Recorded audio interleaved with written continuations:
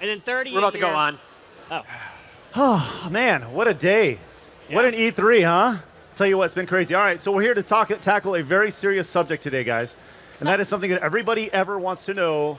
The second E3 starts. It's who won E3. Hey, everybody, I'm Craig from ScrewAttack. Joining me to my right, who are you, man? Give us introductions. I am David Abrams from Cheap Ass Gamer. You probably know me as GBD, but you probably don't know me, actually. Hey, I'm Nick Kramer. I'm from ScrewAttack.com, also known as Nervous Nick. I'm Shane Satterfield from Sifted.net. And I'm Tim Turi from Game Informer. So we got a bunch of super incredible journalist guys here, and some people who like just to talk about games here. GB and Nick, all right. So we're here. Okay, it's going to be a very simple conversation, guys. Lots of stuff was announced this week. So let's get to it. First off, everyone here has been to a lot of E3s. This is my 9th. I know you guys have all been to several before. How does this E3 compare to previous E3s in your mind? I think it's pretty good so far. There's a lot of hot games coming out by the end of the year. Hot. A lot of stuff that you can play that's coming out this year. Last year, not a lot of stuff that was coming out because the consoles were still pretty new than this current gen. So now we're sort of seeing some of the fruit, that juicy console fruit. One of the best things I heard, it was kind of a trend the first couple of days, and I guess two people announcing it isn't really a trend, but the best thing I heard was, and you can play this game right now. You heard that a lot the first couple announcements. That was really amazing to me. What about you, Shane? Wow, I mean, the thing is the consoles are hitting their stride now. We start this generation, it's always a slow burn to get up to that place where all the games that were in development before they announced the consoles are finally getting finished. And so this is always like the big test for a console generation when you get to that second and third year. That first year, developers are just starting to figure out the hardware. They can't really get the most out of it. Now we're really starting to see what these machines can do. Software is starting to flood in. This is the pivotal point of this generation, and from what I've seen of this E3 so far, the scales are tipping pretty well. So yeah. So Nick, what about this? This is your what? How many E3s have you been to now? This is my 7th. You look like you're 12 years old. How's this your 7th E3? He used to sneak in. Just saying. So I practically was on my first one. I mean, it's 18, but whatever. Well, it's a little different though. So okay, so it's your 7th E3. You've been all with ScrewAttack, which has been amazing. Different role this year though. We're simmering it down a little bit. So how does it compare though to previous E3s? As far as the press conferences go, I'll just be really brief because I know we're going to get into this in more detail later, but I think these were overall some of the best press conferences I've seen in years. I've only seen bits and pieces of the show floor, haven't gotten to see everything yet. I really want to check out Horizon. I want to see Metal Gear. I want to see, I don't know, all these big things. I think this is shaping up to be one of the best E3s I've been to. For sure, for sure. Now, Tim, Game Informer, man, one of the rocks in print media. And I take full responsibility for that. That's you, baby. That's right. Yeah. You guys are a pretty important player in this whole video game media thing. So how do you, representing Game Informer? Sure. Well, I mean, obviously, Game Informer's been around since the early 90s when I was like a 6-year-old. That's crazy to think about. Yeah, like drooling over Sonic the Hedgehog or whatever. But, I've been with Game Informer about 6 years, and this is my 6th E3. And, just like Shane was saying, and Nick, a couple years back, the press conference was really exciting because it was, Sony versus Microsoft, and that was like the big spectacle, and watching Sony kind of steamroll Microsoft for a while there. But this E3 felt like a slower burn for me. I think it had to do with Fallout 4 being announced ahead of time and just getting a good look at it ahead of time. So I was like, well, that was something I was really looking forward to. So now what am I looking forward to? But then, Microsoft had a really strong press conference, and then it was at the very beginning of Sony's press conference where it's like, oh, wow, it's this kind of E3. Yeah. And I think it's taken the crown for me. Yeah, so that's the thing. With E3, it's no longer like E3 starts on Tuesday. Now E3 starts on Monday. Then this year, a little bit on Sunday. And guess what? Next year probably going to be Saturday. So it's now becoming like this 2-week-long spectacle where people want to be first. And that's been the biggest rush, which is, I don't know. It's kind of like, it's like Black Friday. It's no longer Friday. Yeah. Right. It's Monday, Wednesday. That's a great analogy. Like for this sure. year. So what has been a lot of big announcements this year? Some even Jeff Keighley didn't know about, which is amazing. Which I thought, wow. He's lying. He really knew. He was. That's true. It's funny. I was doing the pre-show for the E3 gaming stream, and I was like, "Do you know everything that's about to happen?" And he's like, "Yeah, I know everything that's going to happen." Like during the Microsoft press conference, of course he knows. It's amazing, but good dude. So. Speaking of that, so what have been your biggest surprises this year when it comes just to E3 as a whole? Because there have been some pretty good, like For Honor. That no one saw that one coming out. I was like, whoa, are you kidding me? That game looks amazing. Knights and Samurais, and So Tim, let's start with you, man. What was your biggest surprise? You know, honestly, if we hadn't seen some of those little rumblings about Final Fantasy VII Remake, that would have absolutely been my biggest surprise. But it was that, like, after you're dizzy from Last Guardian and Final Fantasy VII Remake, it was that Shenmue 3 just, like, left hook that got me, and it was just because I didn't see it coming, you know? You know what I thought was funny about that with the whole Shenmue thing? We did like a little press recap on on our thoughts, or specifically my thoughts about the press conference. And Sony went up and they're like, hey, so here's the thing. This game's coming out that we hope comes out. It's called Shenmue. So kickstart it. We're not going to fund it, but kickstart it. Go ahead, kickstart it. Yeah. And by the way, if it happens, we'll take it. You know, it's like one of those things. It's like they provided a grand scale to do it, but really outside of that, they're like, we're just going to let everybody's been talking about it, but now you got to talk with your wallet first before we invest our money, which was funny. That was my biggest surprise also. I was going to say, not the Shenmue itself, but the fact that they're announcing a Kickstarter during a E3 press conference. And Kickstarter made so much money yesterday, it's It ridiculous. hit its goal in 9 hours. $2 million in 9 hours. But that's not making a game, right? No, you're not making a PlayStation 4 game for $2 million, $3 million. It's $80 million, $100 million. So somebody's paying for this. It's not the Kickstarters. Right. It's Sony. I think Sony must be paying something because the $3 million or whatever they raised from the Kickstarter is not funding development not of a its PlayStation entirety. 4 title. I'm Well, sure I think they're going to go above that. I mean, it hit that. It doesn't matter. It's not going to 80. It's going to keep going, but you're right. They have private investors somewhere who are gauging the success of it. It was the same deal with Bloodstained with Iga. Right. He's like, okay, this is the goal, but I'm really trying to hit this goal so that these other guys see that there's an interest in the game, and then they're going to actually give me the money to finish the game. $2 million is a drop in the bucket for a Shenmue game. It's nothing. And to your point about Sony, I mean, they're smart because if you look at the sales for the original Shenmue, and granted it was on the Dreamcast, which wasn't a crazy popular console, and Shenmue 2, the sales were not good. I don't know if you've gone back and actually played either of those Shenmue games lately, but they're not that great either, in all honesty. Shane Satterfield's spitting hot fire. I'd play them. You'll text me in the next week and say you were right. Because You can tweet your They have not complaints aged to well. yeah, they've not at aged well. Denfire. Look, when I played them when they came out, I loved them. There was nothing like them. They were like the first open world games, and there's tons of stuff to do, but they have not aged well. And so, you know, it's an interesting dynamic, but I do like the fact that Sony gave them the stage time because, look, that stage time is worth a lot of money, man. About $2 Like, if million. somebody pays for that, right, at least. Yeah. So, you know, I would hope that Yu Suzuki, if he is ready and they have that game and they have the funding, that he does go back to PlayStation and says, look, you're platform #1 because you gave me the chance. Look, Nintendo had a chance to do it. Microsoft had a chance to do it. Phil Spencer flat out said, no, we're not doing Shenmue. So those two guys had a chance. They passed. Sony stepped in, said, yes, we believe in this, gave them the platform to do it. I applaud them for it. I mean, Sony is trying to give us, as game players, something that we all want. Yeah. All right, so all this fun little E3 chit chat is fun and all, but let's get into like why we did this panel. Now, I want to encourage you guys. Where am I? Right here. I want to encourage you guys to hit me up on Twitter @StutteringCraig if you have any input on this. We're going to talk about who won E3. It's going to be very, very simple. Once again, I will take your tweets if we have time at the end of the show. Okay, very, very simple. We're going to go down Microsoft, Sony, and Nintendo. That's the way they went. That's the way we're going to talk. EA, Ubisoft, those were great, but let's talk about the big dogs here. We have number ratings here, 1 through 10. Each one of you are going to rate it on how you feel it went. All right, it's going to be super easy, and let's talk about it. All right, so Microsoft right off the bat.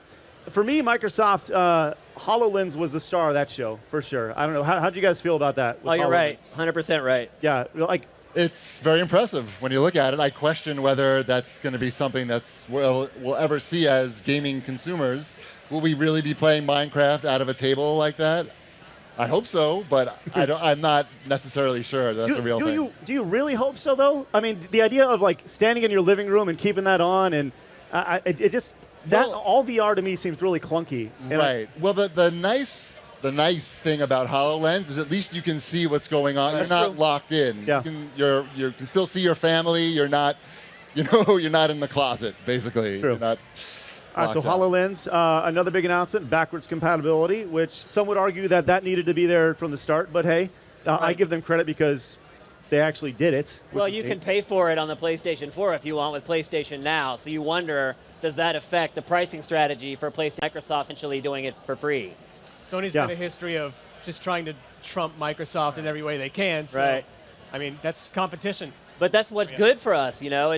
Competition's always good. It could drive the prices down. It drives them to make better games and better products. So. I got to say that shot from Microsoft during that press conference seemed a little lame. It was just a little late. Like, take that, Sony. We don't even have to pay for it. But it's like, this is about 2 years too late. I think Sony got the last laugh, but we'll talk about that in a bit. Yeah, for sure. Some other announcements coming out of the Microsoft press conference. The $150 Elite Wireless Controller, which on the surface, and they go, wow, look at all the stuff you can flip in here. You're like, well, it's really great. And then they go, $150. And you go, oh, crap. Yeah.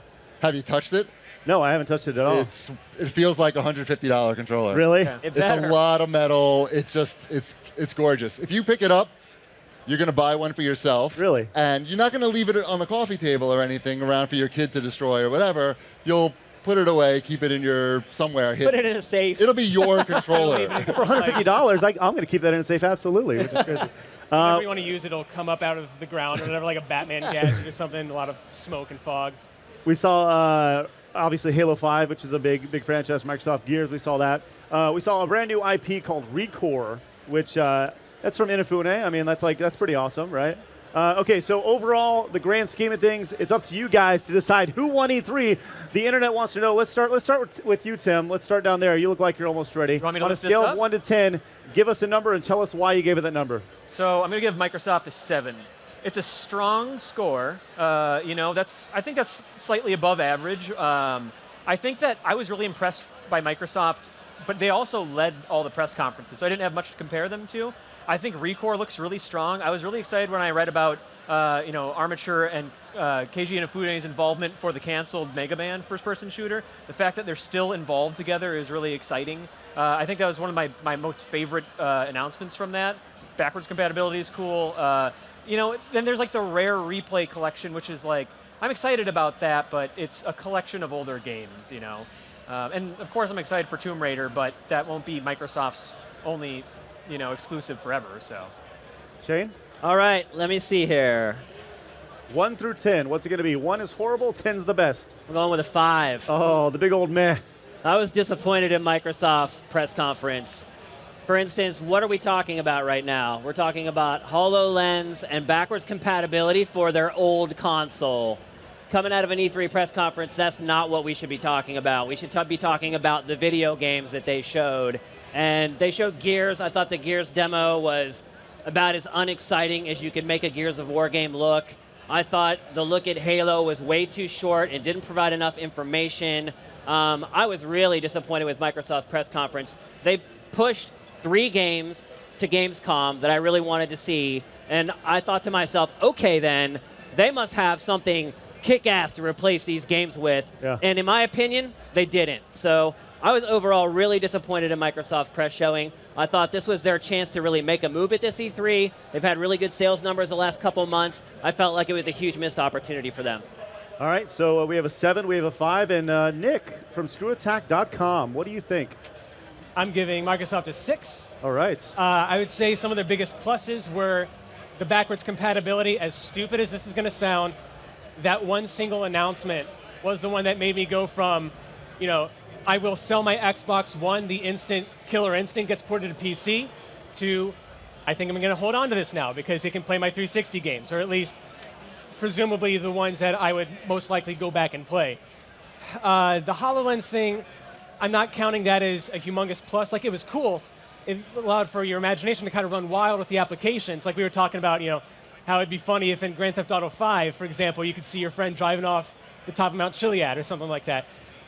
It sounds more like something that's just an amusement than something that's a killer app, something that's really groundbreaking. And I don't know, it wasn't for me. It's going to be super expensive. If people are going to see the price, they're going to think it's not worth it. Props for Recore, though. That's a new IP coming from a name that we all know and love and trust, and it presented a world that I want to go see more of. I wish they had shown us more of it. Yeah. But in a way that everybody's talking about Quantum Break. I don't think they've shown us any gameplay of that, have they? They've shown small demos of it. Small demos. I have not seen any of it, and I'm not really feeling the hype that everybody else is for it. but yet Recore does a very similar thing, and I feel a lot more intrigued by that.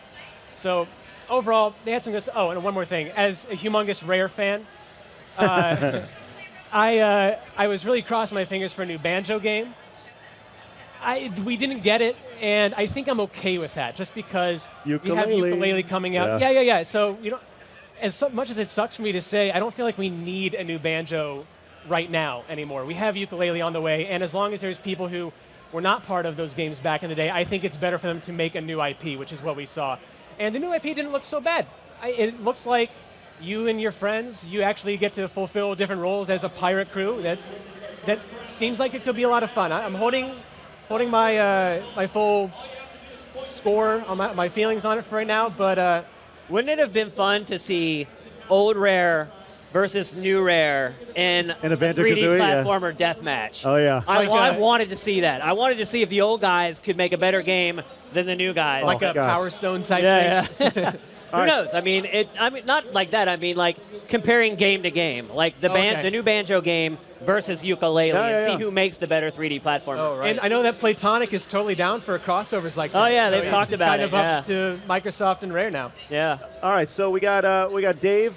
What do you think, man? So I'm giving Microsoft an 8, and here's why. Wow. That's the highest out of all you guys.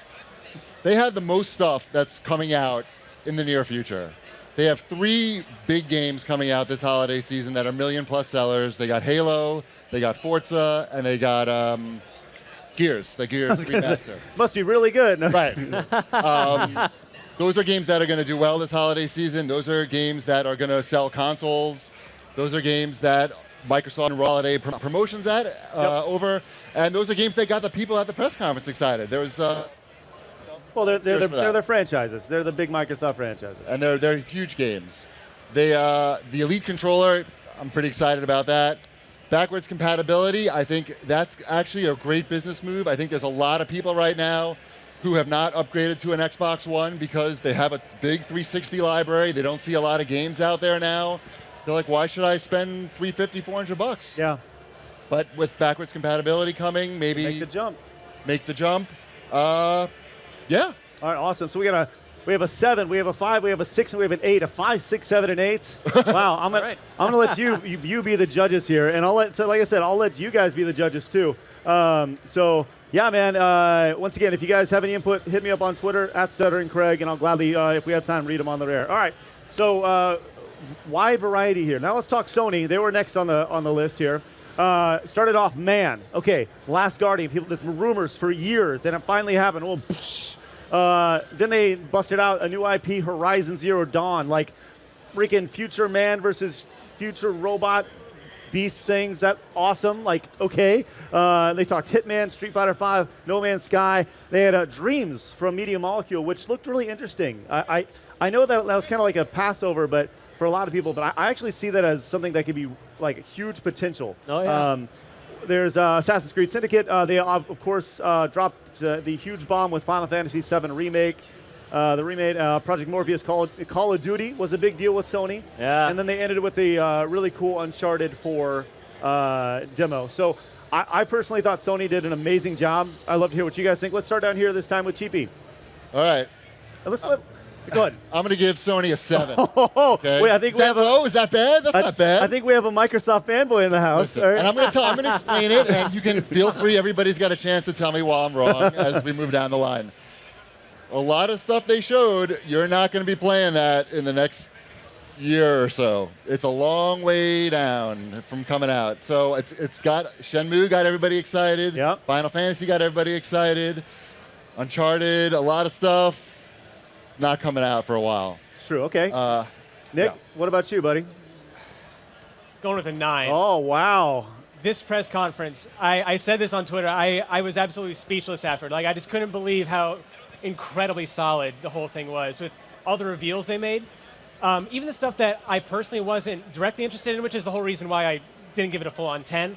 Like the Final Fantasy VII Remake. There's just stuff that gamers have been wanting for years. Like, Sony this year made so many gamers' dreams come true, or at least made the promise of that they're going to come true. For Between sure. that and Shenmue. The first 2 announcements, The Last Guardian, they started with The Last Guardian. You'd think that if they were going to have it, that'd be the final thing to keep everybody talking. It was funny to see the reaction on Twitter of that. Just like people, the drop the mic thing was very big on Twitter. Sony dropping the mic right off the bat and saying, F all y'all. But the reason why I'm scoring it so high is because they started with that and maintained that energy throughout the whole thing. And that was the most impressive thing about it. I think my favorite thing about it was the Horizon. The new IP from the people who made Killzone, and it looks like you wouldn't have guessed. They went from like dark, gritty shooter to bright, colorful. Like I'm not even sure what it is. Is it open world? It looks like a world that I want to explore so badly. In fact, that between that, The Last Guardian, and the TV subscription thing, where you could subscribe to individual channels and stuff. What's that called again? Was it PlayStation View? Oh, sad face for Cheapy. Sorry. All right. Well, so Shane, what about you, man? Uh-oh. Oh, whoa. Going Kerry Strug on this. Nice. Good old Olympic reference I've been for you. going to, this is my 17th E3. Wow. And it is top 2 press conferences ever. What's first? Or what's second? Well, the best moment for an E3 press conference was when they showed Zelda. When Nintendo showed... Twilight Princess? Yeah. Just that moment, that particular moment when it came on the screen and the whole room erupted more than I've ever seen an E3 press conference erupt before or since. So I kind of always hold that in high regard, but this is the best overall press conference I've ever seen. I mean, I cannot find any chinks in the armor, and you're right. A lot of the games aren't going to be coming this year, but that's not what E3 is. But that's not what E3 is about. E3 is about getting people excited and convincing people to buy a piece of hardware. And if I may chime in one more time, another reason I scored it so high is because that's exactly what they did to me. Like, I am absolutely going to buy a PS4 now. I was like literally one click away from buying one last night, but it's just... And you're right. It's a big investment. Sony's lineup this year is not good at all. And honestly, the PS4's lineup hasn't been great at all up until this point. But to me, that pressed Sony just taking his foot and putting it right on Microsoft's. But it really fan service, though, right? I mean, it's from a business perspective, is it doing this or is it doing this? I think from both perspectives, it was. Okay. And obviously, it'll bear it out. We'll see how long these games get delayed. They're probably still not even going to come out when they say they are right now. Yeah. But having been at many, many E3s, that is the most impressive press conference I've ever attended. There was definitely an energy in the room, for sure. Oh, yeah, I mean. All right. Tim Turry, what do you got, man? If don't like do it. Price is Right. I think I have to go with 101? 101. Oh, my gosh. I can be the top one, right? Yeah. Wow. It's like a game, right? So I'm going to echo a lot of things that Shane's talking about, but it was, as far as, you mentioned, Cheapy, you mentioned fan service. Yeah, if you're going to choose games that are going to cater to fan service that they're going to go for, whether it's a remake like Final Fantasy VII, or if it's a sequel like Shenmue 3, or if it's a continuation of something started from Team Eco, like the people that brought us Eco, the people that brought us Shadow of the Colossus, which Shadow of the Colossus essentially, in my opinion, defined an entire generation of what was possible of the PlayStation 2 game. The fact that we're going to see that game through to completion, or at least that's what Sony's saying, and the fact that I hope that nothing terrible happens to either of those two characters in that. I don't know if I'll be able to recover from it emotionally. But that game, Last Guardian, stirred things in me when I saw it back in 2009 for the first time, and that has helped them get a really high score from me. But beyond that, Horizon is way up there for me too. It's as if Guerrilla was just making these, sci-fi military shooters, and we're just bursting at the seams with this other creative energy. To see a little life come out of it, like, you think Killzone is like a really sterile, dark franchise, and then you see like something with so much life come out of it. It's pretty exciting to see. Yeah, like, I'm glad to see Guerrilla do life. another game besides Killzone, because they have the technical prowess, they have the artists. They just have kind of fallen flat with the actual play. Yeah. For me, Killzone has always felt like a second-rate first-person shooter. I enjoy it, but I never play it as long as the Call of Duties or the Halos and games like that. So it's good, I think, for them to branch out into new genres while still maintaining their art and their tech. I mean, programming-wise, those guys are like demons, like sorcerers. Killzone games are always gorgeous, and they always had awesome character design. We get to see that in a different form. Let's move on to our third and final competitor here in this year's E3. We have, just to recap, we have Microsoft with a 5, 6, 7, and 8. We have Sony with a 7.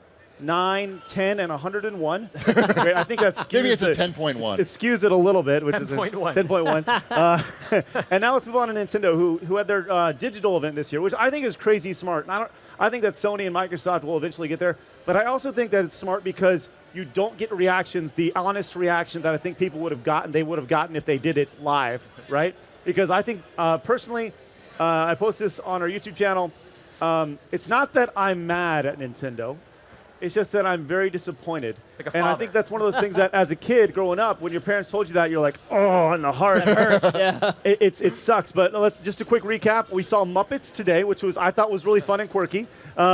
We saw Star Fox Zero, which a lot of people wanted to see. A lot of Amiibo. They announced a new Metroid game on the 3DS, which nobody really cares about. Fire Emblem Fates, Xenoblade Chronicle X, Yoshi's Woolly Wood, the Animal Crossing stuff, Yokai Watch, which is looks like a new Pokemon-style game. And then they finished with more Super Mario Maker and like a montage to how great Super Mario is. And yes, we know they made Super Mario Brothers, but whatever. All right. So let's go give the quick rundown. Let's do this a little bit quicker this time, Okay. and let's start down. I'll say you look like you're itching to talk, so we'll start with All right. Cheapy again. I mean, there's no 0 here, Oh so my I'm gosh. giving them a 1. I watched this in my hotel room. After like 10 minutes, I was just face down on the bed. It's clear that they're working on the new console, the new handheld, whatever, their fusion system. So the stuff that's coming out now is all the IP that you like, but not the games that you want using that IP. I think that's the thing about, especially with the Metroid game. If you're ever going to announce a Metroid game, that's a big franchise. Huge. And it was just kind of like an afterthought. They're like, oh, and by the way, this slates in the Metroid universe, the Samus isn't in, and by the way, the soccer game, you're not going to be able to kick the morph ball around. Why are you not kicking around a morph ball in the soccer game? I'm just saying, whatever. But yes, okay, Nick, yes. I felt a little bit more positive, but I'm still giving them a 3. They had only 45 to 50 minutes, and it felt like they completely wasted so much of that time.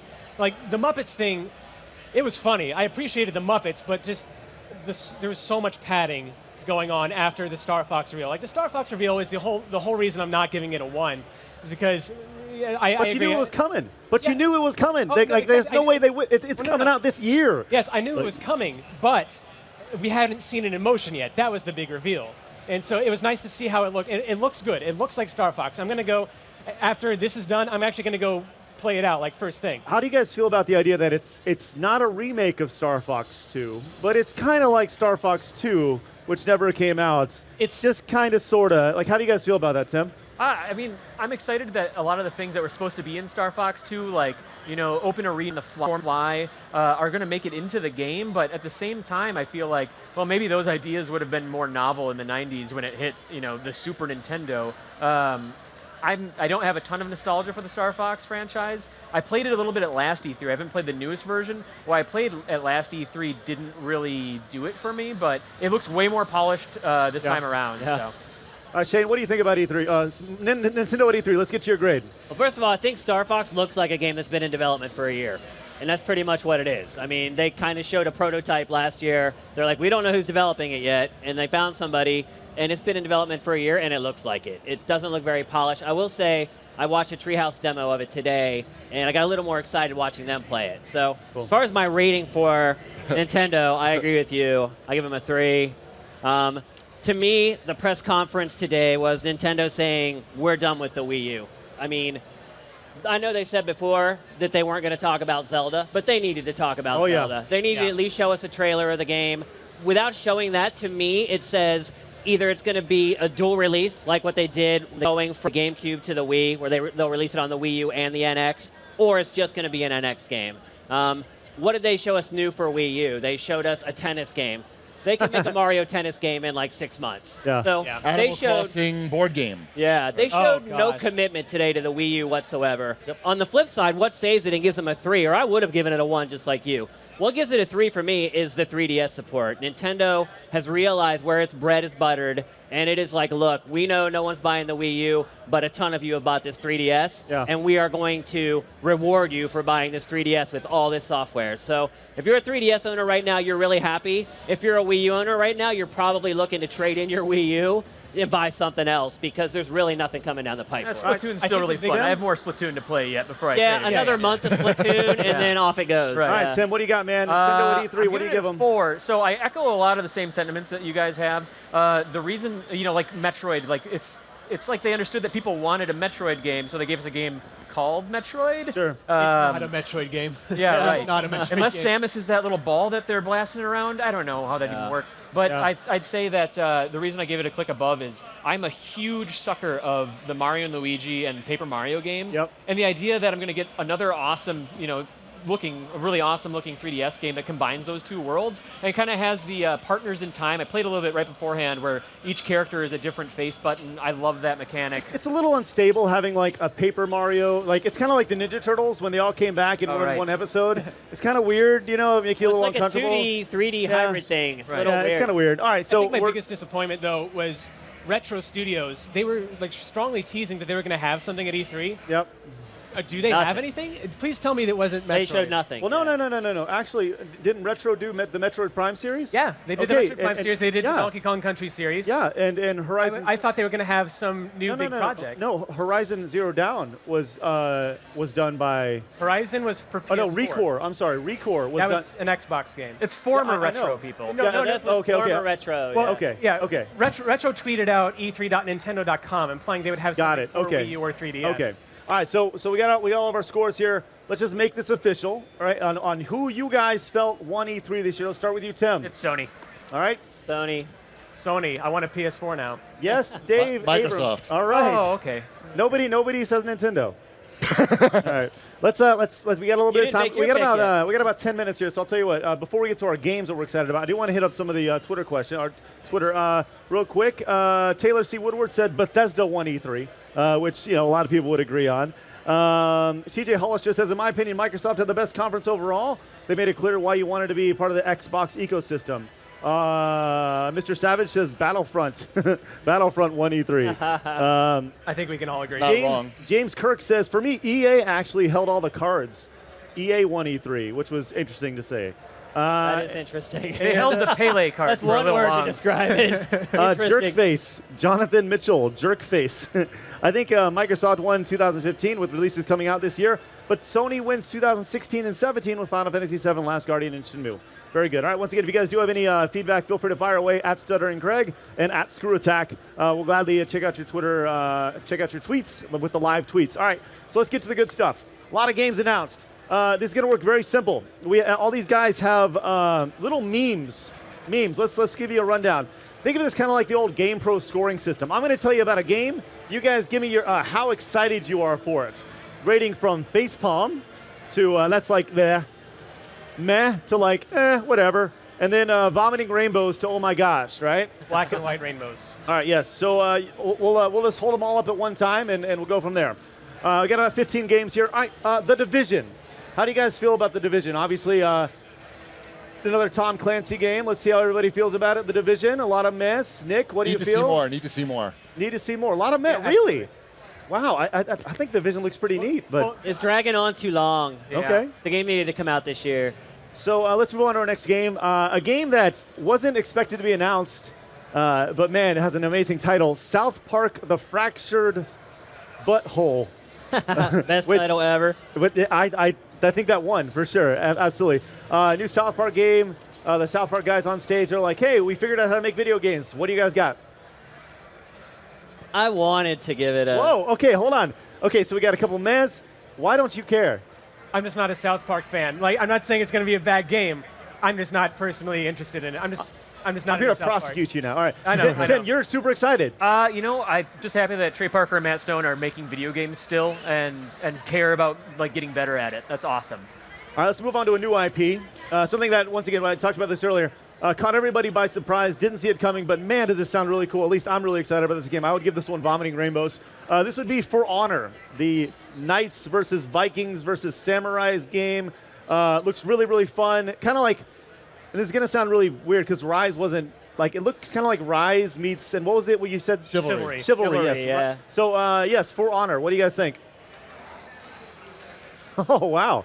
Oh, a facepalm coming from Tim Turry. I just need to see, it was so flashy. I love the concept of Vikings and knights and samurai fighting, but until then, it just looks like a bunch of gray, like, you know, gray and brown people fighting things. And then it's, I don't know, I need to see more of the combat. I don't understand why that's going to be so visceral. I don't. So here's the thing that I was watching a post show about it, and they said that the way it works is so your left stick will control you, your right stick is all combat. So it's kind of like a rock, paper, scissors, where if you're going to attack high, if you're on defense, the other guy has to press up on his D-pad or down or left or right, depending on where they attack. So that it's I don't know, they keep touting it as something that a gameplay style that's never been done before, and I think that's the thing that's really intriguing to me, is that if it's truly that revolutionary or that different, I want it. Or at least I want to learn more about it. So Yeah. Chivalry is hilarious if you play that game. So Yeah. awesome. All right, we got about 5 minutes. We're gonna fire through these things. Star Wars Battlefront. If anybody's got anything but this one. I'm waffling a little bit, but I will give it the vomiting rainbow. So are you guys all big Star Wars fans? Oh, yeah. And that makes sense. Yeah. All right, let's move on. The new Mass Effect game, which they said, hey, Mass Effect, and everyone goes, yay, and clapped and like seals. I don't know anything about it. I haven't seen anything or heard anything, but You just know they're Mass making Effect, so yeah. I got to see more about what makes Mass Effect Andromeda, what makes it a cool game and not a cool cinematic. So right now I'm giving it this. By the time the trailer was done, I hadn't finished clapping yet. So, I mean, how can you start off a show with Mass Effect 4 and show like 20 seconds of the game? They should have shown way more of that game. Tim? I'm with Shane. All right. Let's keep new Rare IP called Sea of Thieves, which is pirates and Rare. It's a new game. Holy crap. What do you think? Pirates. We got a meh, we got a rainbow, we got a bunch of mehs. All right, so the pirate thing not really doing it for you guys, huh? I just don't know Assassin's what do you do in this game? I don't Yeah. totally understand yet. Yeah, you go to open a chest and something attacks you. That's the game. You go to pirates. I know. You The ship pirate the battles game. It's like an Good, though. MMO pirate game. I don't feel like that's right in Rare's wheelhouse. I feel like they should have done something else. I'm All right, giving it this OMG strictly just based on what I think it could be. Yeah. All right. I love that's Rare. all. I want it to be Yes. awesome. All right, let's hit up the next one. Cuphead. Cuphead, the 1930s style game, which like an old school platformer, 16-bit. Oh man, I'm having a problem with this one. Uh-oh. All right, we got a vomiting rainbows. Oh my God, we got a vomiting rainbows. Oh my God, we got a vomiting rainbows. Oh my God, and we got Shane Satterfield with a vomiting rainbows. Oh my God. All right, I everybody was look. teetering between Facepalm and OMG, by the way. Yeah, that's right, how divisive that game is. Let's hit another smaller title, Unraveled, the yarn style game, which looks really, really cool, kind of photorealism with yarn mixed in, platformer. We got a couple mehs, we got a rainbow vomiting, and we got a couple mehs. Okay, so cute. Nick's obviously excited. And you guys, is it just another platformer or what? I'm intrigued. It reminds me of Pikmin. It's like this crazy character in a realistic world, and I like that part of it. But I'm kind of burnt out on side-scrolling platformers with a gimmick, and that's kind of another one of them. So It reminds me of Limbo in the best me too. ways. yeah. All right, let's I move love on. Mirror's Edge, the sequel to Mirror's Edge, which a lot of people have been waiting for. Faith is back, and she's running still. What do you guys got? A lot of, well, we're kind of split on here. A lot of mess and a little bit of excitement. Nick, you're a big Mirror's Edge guy. Why are you so excited about this? This is another one where I'm just kind of giving it this rating based on what I think it could be. I think the idea of a parkour open world game sounds fantastic, and I want to play it. All right. Firing away, we got Horizon Zero Dawn, the brand new IP. Everybody was pretty excited about that. That was Future World with robot dinosaurs. I'm buying it. Yes, everybody. right. I like the joke. I'm buying it. I don't Is that even our first care. unanimous one? Yeah, I don't know. Yeah. Everyone is excited about Horizon. Let's skip around. Let's go Super Mario Maker. That's the thing that Nintendo spent a lot of time on. Nintendo World Championships will look pretty amazing. Tim is an old school You just mentioned the Nintendo World Championships. Uh-oh. I think we have I'm bald. I don't need to sign. why don't you look forward to this? I've been It's waiting for not this a game real for 30 Mario years. game. It's not. But you could argue that it's the ultimate Mario game. I think Go it's ahead gonna and be argue really that. popular. Well, you get to make whatever. I've been wanting this game forever because I've been thinking about making Mario games forever.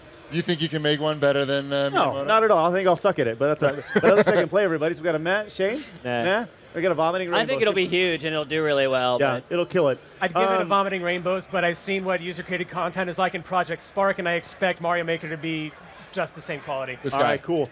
Well, we had a couple more games. We're going to wrap it up. We want to thank everybody for tuning in. Thank you guys for joining the panel. Once again, if you guys enjoyed, thank you very much for watching, tuning in. You can always subscribe to ScrewAttack and follow each one of us on Twitter. Stay tuned for more fun stuff.